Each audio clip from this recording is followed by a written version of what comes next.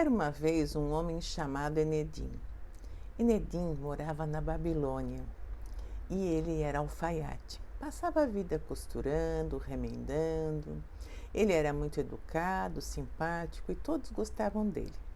Mas ele sonhava em ser rico e encontrar um tesouro escondido no fundo de uma caverna ou no fundo do mar. Um dia, passou pela sua casa um vendedor de relíquias, um monte de tralha. No meio da tralha havia um livro. Enedim se encantou com o livro e ele ficou tão encantado que se dedicou a decifrar o livro. Para tanto, ele estudou vários idiomas. Ele estudou o idioma egípcio, aliás, os hieróglifos egípcios. Ele estudou a língua dos gregos, dos persas, e ele também teve que estudar a linguagem dos judeus, que não era nada fácil.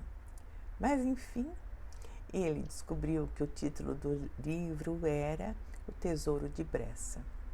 Depois de 3 anos, ele ficou tão inteligente, tão letrado em tantas línguas, que ele foi contratado pelo rei para ser o intérprete do rei. E então ele foi morar numa casa bonita, com alguns escravos e com um pouco de conforto. Depois disso, ele viu que no livro também haviam muitos cálculos, muita coisa, porque ele não entendia. Ele decidiu se dedicar e estudar matemática. E estudou com afinco. Depois de um tempo, o rei precisava de alguém para construir uma ponte sobre o rio Eufrates.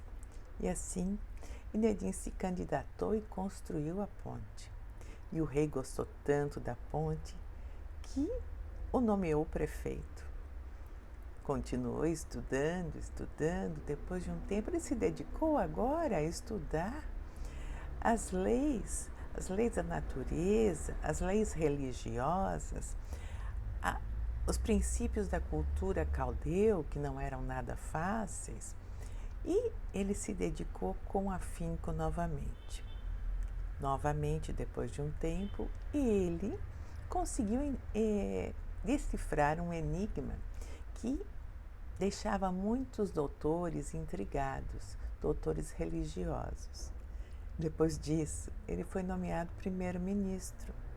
Foi morar num lindo palácio com muitas riquezas.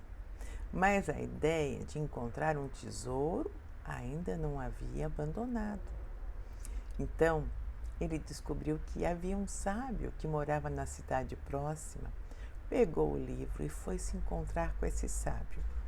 Chegou lá, quando ele mostrou o livro para o sábio, aliás, o sábio deu uma risada e disse: "Você já encontrou o tesouro de Bressa. O tesouro de Bressa você pode estudar e trabalhar e construir sua vida. E você pode ser rico. Você já é rico. Pense bem, com trabalho e com estudo